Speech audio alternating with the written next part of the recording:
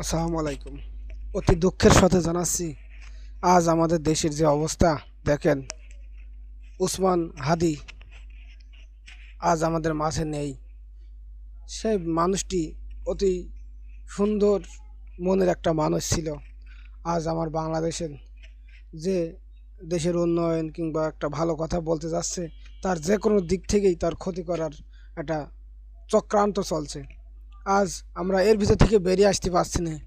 এই চক্রান্তের ভিতর থেকে দুর্নীতির বিরুদ্ধে যদি আমরা রুখে না দাঁড়াতে পারি, তাহলে আমাদের দেশের কিভাবে উন্নয়ন সম্ভব আজকে আপনারাই বলে যান। এর থেকে বেশি কিছু বলার মতো ভাষাও পাচ্ছি না।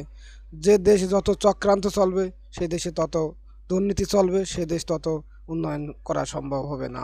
আজ দেখেন, দেশে যে যত ভালো কথা বলতে যাচ্ছে, তত তার সমস্যাই দিন দিন বেশি বৃদ্ধি পেয়ে যাচ্ছে।